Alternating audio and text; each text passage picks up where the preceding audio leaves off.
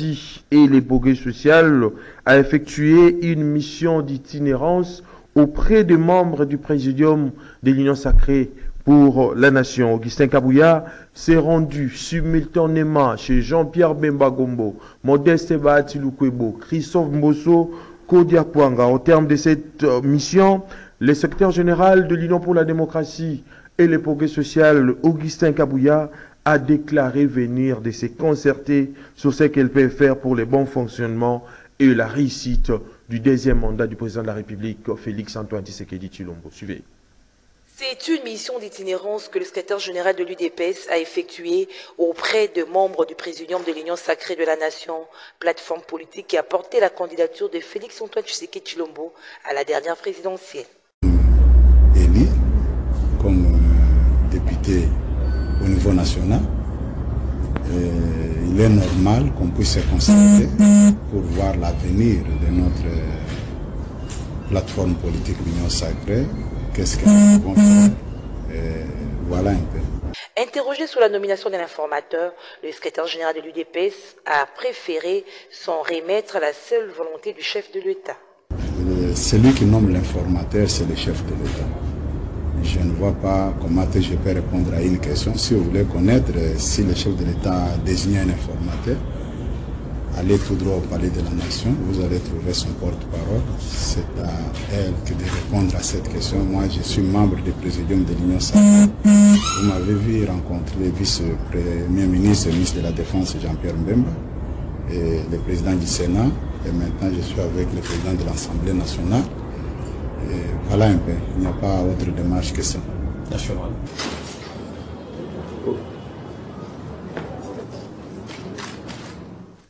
Et puis, la création de la plateforme Pacte pour le Congo retrouvé de Vital Kamerhe suscite des réactions au sein de la classe politique congolaise. Suivez tour à tour Bazin Pembe de l'AFDC, Yannick Vumbi de l'ARCN, ainsi que Clément Mouza de décider cette formation politique chère à Martin Fayoulou, au micro de Maxime Akabou et Héritier Toubilane. Maître Bazin Pembe, secrétaire national à l'AFDC, appelle à arrêter cette aventure démesurée de Vital Kamerhe et consorts à travers leur pacte pour un Congo retrouvé. À la prise du pouvoir du président de la République, Félix-Antoine Tshilombo Tshisekedi, l'image du Congo a été redorée. Et donc aujourd'hui, c'est se tromper les cibles de dire que le Congo est retrouvé. Créer un pacte de police, de circulation routière pour arnaquer les gens, c'est ce qui est inacceptable. Nous sommes allés aux élections sous le label de l'Union sacrée, avec une seule vision, la vision du président de la République, basée sur la paix, la sécurité et le bien-être du peuple congolais. Aujourd'hui, nous attendions à ce qu'un informateur soit nommé pour que la majorité soit identifiée et que nous ayons un premier ministre. Ce que M. Kamerhe est en train de faire, c'est un chantage. Il est en train d'intimider le président de la République. Il est en train de chercher comment arracher de force la primature du président de la République. Et ça, nous disons, c'est de l'Union sacrée. Ça ne passe pas. Et moi, je demande aux sociétaires de l'Union sacrée et la nation de se retrouver dans l'urgence et mettre les points sur les i et condamner le comportement de M. Vital Kamerhe qui est en train de chercher comment dédoubler aujourd'hui l'Union sacrée de la nation pour ses intérêts égoïstes. Maître Yannick Vumbi, porte-parole de l'ARCN, voit plutôt des intérêts personnels dans la création de pactes pour un Congo retrouvé.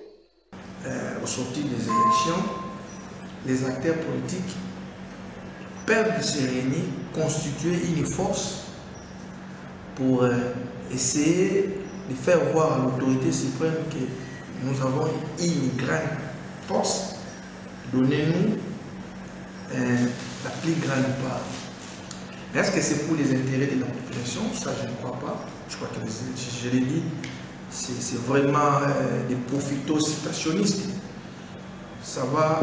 Ma plus grande crainte, c'est que c'est une initiative qui va s'apparenter à une forme de chantage de la République. Vous dire, par exemple, nous avons ça et un député, donnez-nous la primature, donnez-nous l'Assemblée nationale. C'est en fait ça la vraie inquiétude. Mais de toutes les façons, en politique, il n'est pas interdit aux acteurs de réfléchir profondément. Ils retrouveront de mots nouveaux pour distraire la République, rétorque Maître Clément Mouza de l'ECD. Ils trouveront des mots nouveaux pour distraire la population. Déjà, l'Union sacrée a été créée dans le but d'organiser des élections chaotiques. Et vous avez vu le résultat aujourd'hui. Cela ne nous intéresse pas en tout cas à notre niveau, parce que nous savons qu'il n'y a pas eu élection.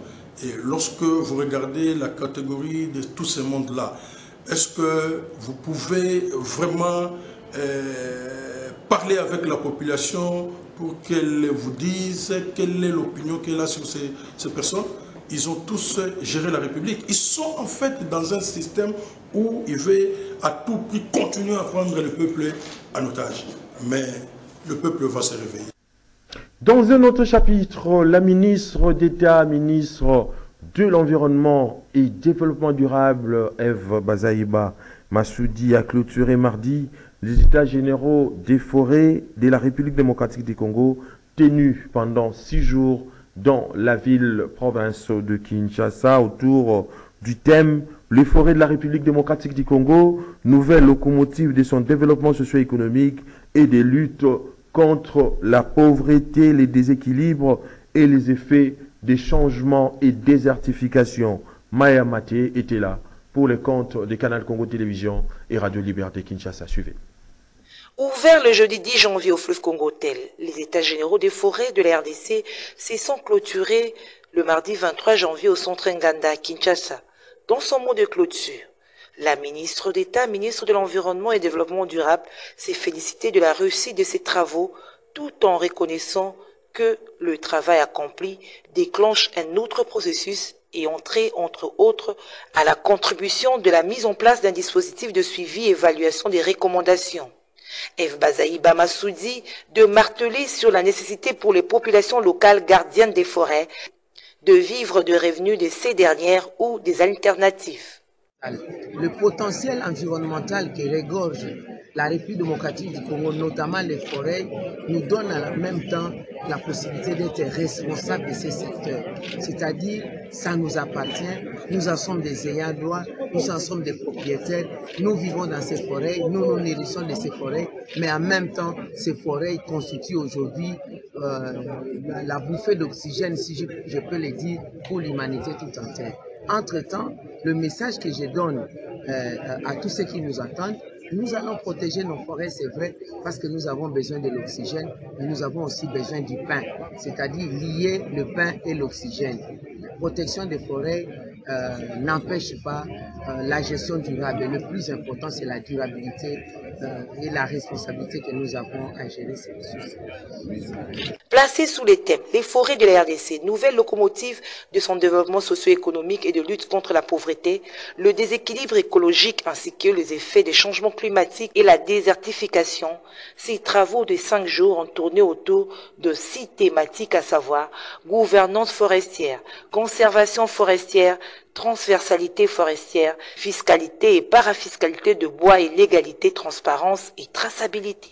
Et puis, le vice-premier ministre, ministre de la Défense nationale et des anciens combattants, a, au nom du premier du VPM plutôt, Jean-Pierre Bemba Gombo, de la Défense nationale, a visité l'hôpital Roi-Baudouin, situé dans la commune de Massina. Une visite particulière qui s'inscrit dans les cadres du partenariat avec le Royaume de Belgique. Le point avec Maxime Makabou et Yves Lechouangue.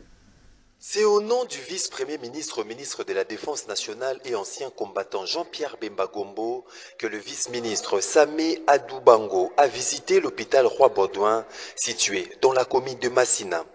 Une visite particulière qui s'inscrit dans le cadre du partenariat avec le Royaume de Belgique, d'où la présence de l'ambassadeur de Belgique avec une délégation de médecins belges qui sont des militaires. C'est là dans le cadre de la mise en application de certains programmes signés lors du récent séjour en Belgique du vice-ministre Samé Adoubango. C'était une occasion de donner la vraie image de l'hôpital à la grandeur de l'homme qu'était le roi Baudouin au travers cette collaboration pour le bien des patients. Je pense que si je suis ici, je suis venu représenter le VPM, Jean-Pierre Bemba, qui devrait être présentement ici, à côté de Madame l'ambassadeur. Notre présence dans cet hôpital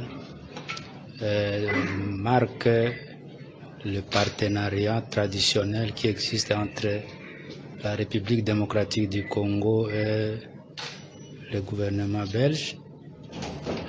Nous sommes venus concrétiser, je dirais, la mission que nous avons eu à faire au mois d'avril à Bruxelles, là où nous avons pris l'engagement de relancer la coopération militaire entre le gouvernement belge ainsi que le nôtre, qui a abouti à une signature de SOFA. Et parmi les différentes activités ou programmes dans le SOFA, il y en avait aussi la rubrique ou l'aspect médical. C'est comme ça qu'aujourd'hui, nous sommes très heureux parce que tout ce que nous avons eu à mettre théoriquement commence déjà à prendre corps d'une façon pratique. Voilà, il y a une forte délégation médicale militaire belge pour venir donner leurs expertises dans un hôpital général qu'on appelle Roi Baudouin, un hôpital historique pour les deux pays. Pour sa part, l'ambassadrice du Royaume de Belgique, accréditée à Kinshasa, s'est dit satisfaite de la diplomatie agissante entre les deux nations. Oui, tout à fait. C'est de la concrétisation. Vous la voyez aujourd'hui avec cette équipe qui est là et qui travaille au quotidien avec l'équipe de l'hôpital Roi Baudouin. Ils travaillent ensemble et c'est ça qui est la beauté de ce partenariat, c'est qu'ils apprennent chacun des uns des autres les pratiques, la façon de travailler. Et donc c'est une opération en plusieurs séquences. Donc il y aura des équipes qui vont venir régulièrement continuer ces échanges et ce partenariat qui est enrichissant pour les deux pays.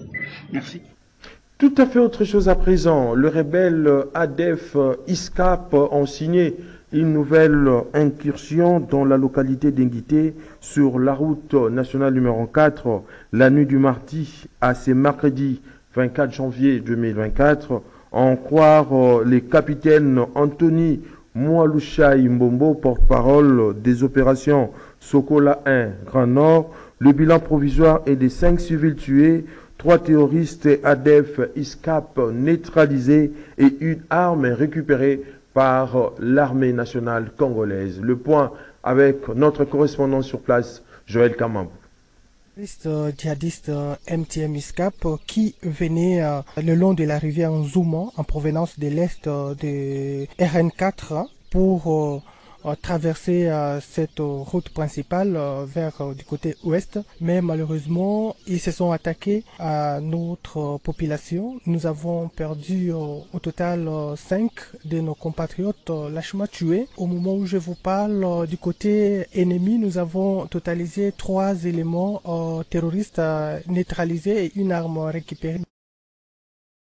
Poursuivant l'ennemi, le FARDC ont eu à récupérer un jeune homme qui était kidnappé par ces derniers.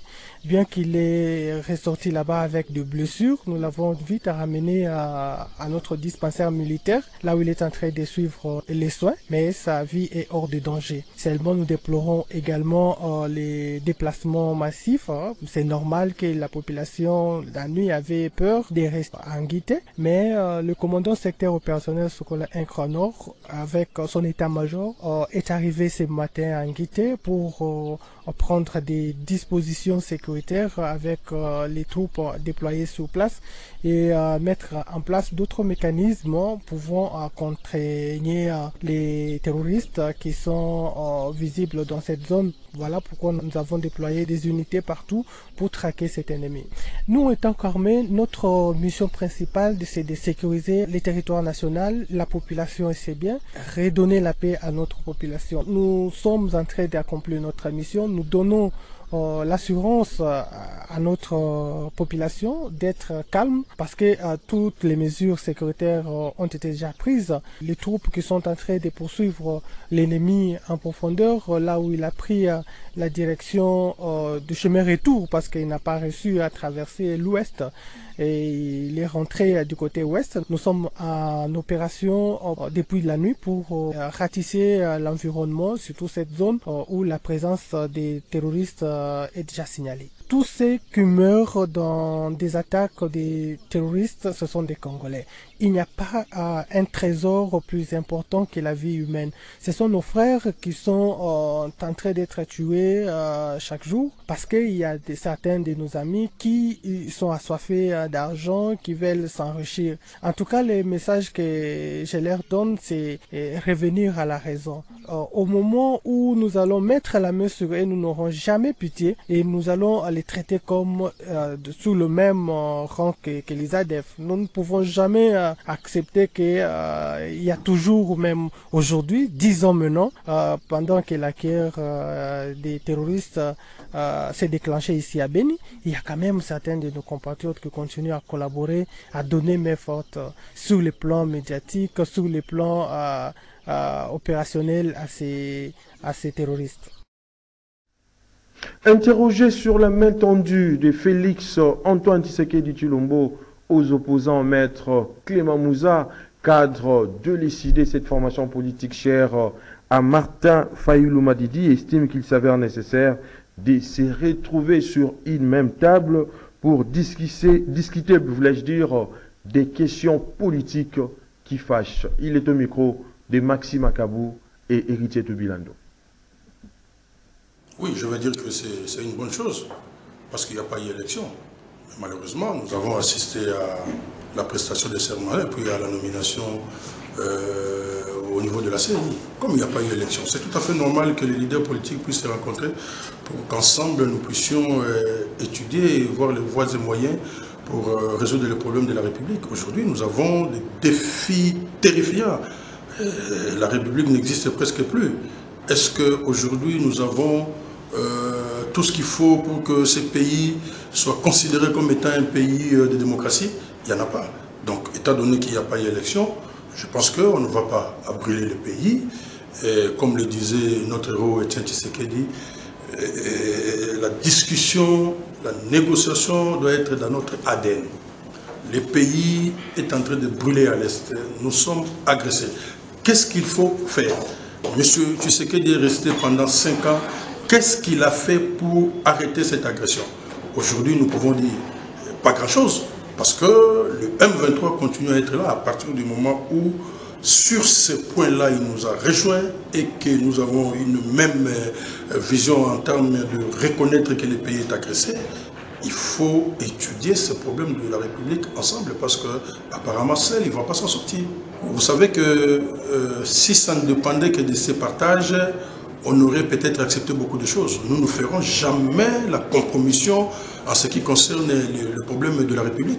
Est-ce que vous êtes en train d'imaginer ce que c'est une agression d'un pays qui a déjà perdu plus de 10 millions de ses filles et fils?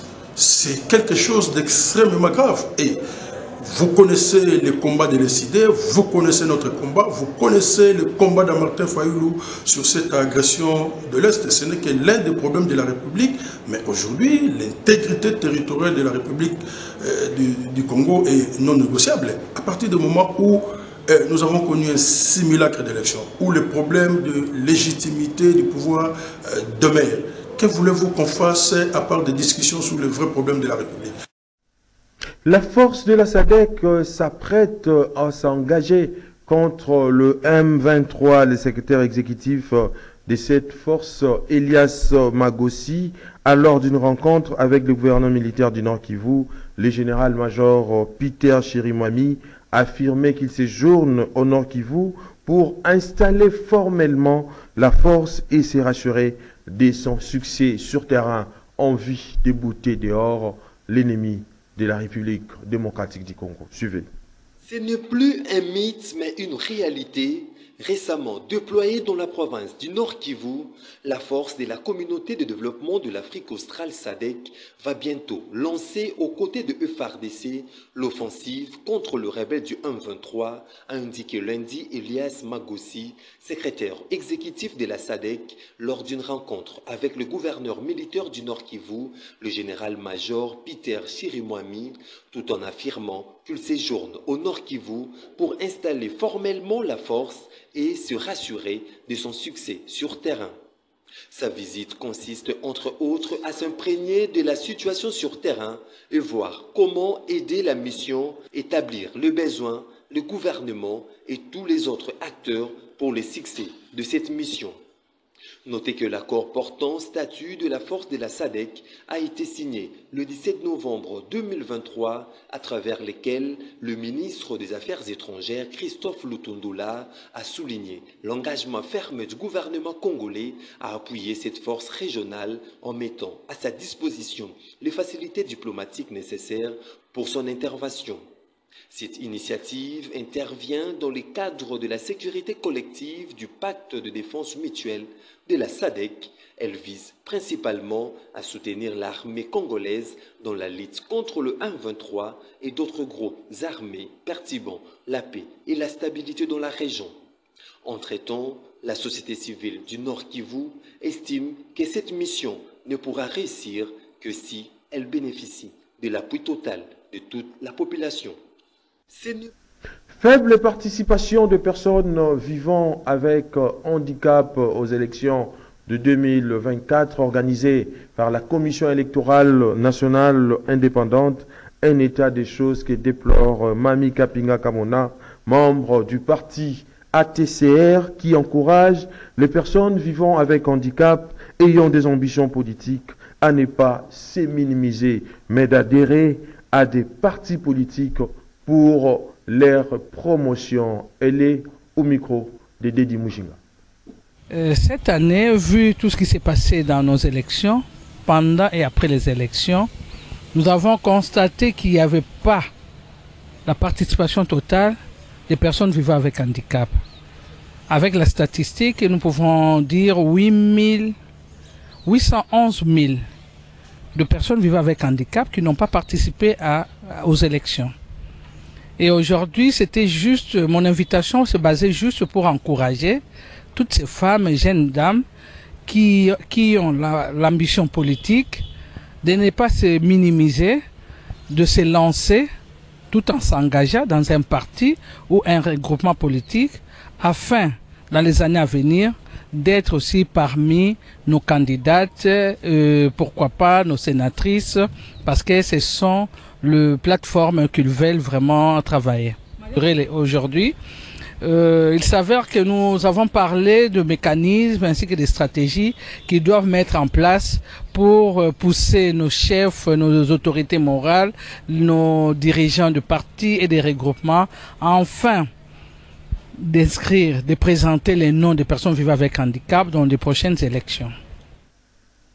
L'univers tout entier célèbre la journée internationale de l'éducation. C'est 24 janvier 2024. Cette journée vise à rappeler les rôles clés que joue l'éducation, d'autant plus qu'elle constitue le fondement des sociétés, des économies et du potentiel de chaque personne. Selon l'UNESCO, plus de 258 millions d'enfants et adolescents dans le monde ne sont pas scolarisés et environ 617 millions d'enfants et adolescents ne possèdent pas les compétences requises de base en lecture et en calcul. Suivez-les dans cet élément signé Nancy Ileka.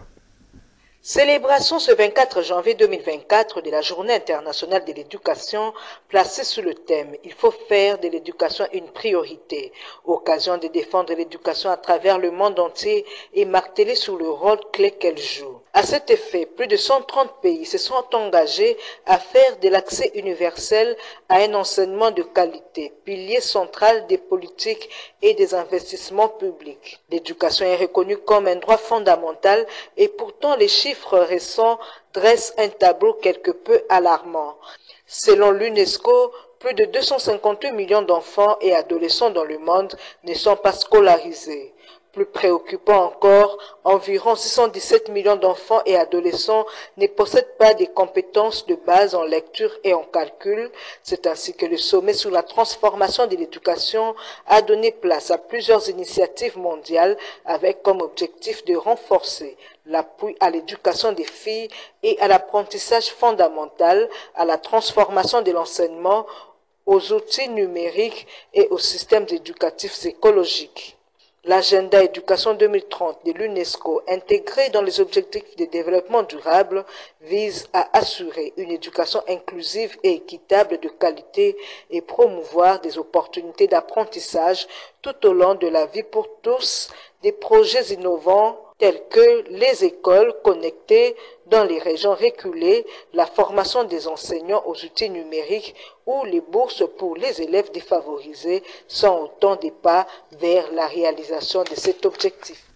Coup de projecteur sur les avenues Kabambar et Bokassa. Ces deux acteurs sont dans un état de délabrement très avancé. Les automobilistes, les motocyclistes qui empruntent ces voies sont aux abois. Leurs engins subissent de contre-coups du mauvais état de ces acteurs qui sont parmi le principal de la ville, province de Kinshasa. Regardez. Emprunter les avenues Kabambaré et Bokassa dans la commune de Barumbu ressemble depuis quelques temps à un parcours de combattants. Les piétons, les motocyclistes et les conducteurs qui osent y passer prennent de gros risques pour eux-mêmes et leurs engins. Ils s'embourbent dans les nids de poules qui s'y sont créés et leurs véhicules s'en sortent avec des dégâts considérables. Bon, na ndenge na tamboli na nzela, ba journaliste ba moni ndenge na koti na mayo wana na ndenge camion bato bagangi. Mais du fait que na yebi volant na bimi. Vraiment nzela eza penza ya kokufa. Siko na minute oyo tozopeza papa mokonzi longonya ke abongisa na oyo ane 5 oyo azui. Parce que nzela ezate. Nzela ezate transport ezokoma pasi ba demi terrain à partir ya nzela. À l'instar d'autres acteurs détériorés, le mauvais état de la route Bokassa a également une incidence négative sur les activités commerciales qui s'exercent aux environs. Au bord de la route. Mais balabala est moi tout est des fois ni tu comme des vieux kebo moi tout ça ba qui est des fois bazo leka na to teka wana mutu gazo leka biloko nyonso poto moi to teka. L'avenue Kabambaré, qui traverse 3 communes de la ville de Kinshasa, souffre d'un délabrement criant. Ces usagers ne cessent d'interpeller les autorités publiques pour sa réhabilitation compte tenu de sa position géostratégique et de son importance dans la capitale. Zela oza zela moko ezo servir bato ebele. Pona ngai vraiment na pona bato mususu. Eza zela moko eyebani. Soko tuni Kabambar bandi vraiment rompo Kabambar kuna ti na wilele keti 24. La dégradation de certaines routes de la capitale congolaise devient une situation préoccupante. L'intervention des autorités pour leur réhabilitation est plus que nécessaire. Participation des léopards de la République démocratique du Congo à la CAN Côte d'Ivoire 2024. Le Congolais reste optimiste quant à la victoire de Fauve National. Dédi Mujinga a recueilli les pronostics de la population avant la rencontre de la République démocratique du Congo et la Tanzanie. Suivez. Positive, hein? On va gagner. Je suis sûr avec mon pays. Nous avons des gros joueurs là-bas qui jouent. Yohan Wissa, Meshak Elia, Bakambu, ils vont marquer. 2-0. Oui, nous avons une très belle équipe. En voyant notre façon de jouer, la façon dont nos joueurs sont en train de jouer, vraiment, je suis sûr et certain que nous allons pouvoir amener la coupe ici à Kinshasa. On garde un peu d'espoir. On a espoir vu les sélectionneurs et les joueurs sont tous motivés pour un seul but de se qualifier à la phase de 8e finale. En 8e finale, on est vraiment en confiance avec notre équipe. Surtout notre entraîneur. J'espère que cette fois-ci, ils vont s'améliorer, de faire autrement par rapport au classement pour les 11 de départ. Donc nous espérons pour la qualification. Même vous avez, avant le match contre le Maroc, même l'entraîneur là disait que les Léopards sont vraiment dangereux. C'est une équipe à craindre. Si tu te laisses faire, il peut te manger. Alors nous sommes là, on a l'espoir. Pour la biso ba vrai congolais, ba oyo baza penza ba originaire ya mboka oyo ezana mutute ako commenter mabe sur équipe na biso Léopard. Là nous tozo remercier mokonzi ya mboka amour wana oyo a manifesté ti ndenge équipe mati. Léopard pour le moment ba condition nyonso eza normal. Ba joueur bango nyonso baza même moral. Entraîneur na ba joueur vraiment bazo solo la bien. Donc espoir na biso Léopard akende liboso. Vraiment Léopard asalake asepelisa biso ba congolais ndenge toyebi ke Congo lelo yo et aux Aïsous Congo lelo te et au coma Allemagne à l'eau. Algérie banga ba longa donc quand y a surprise et là pour la Léopard à part Sénégal to beta na finale. Biso to coup dans Sénégal na finale to beta.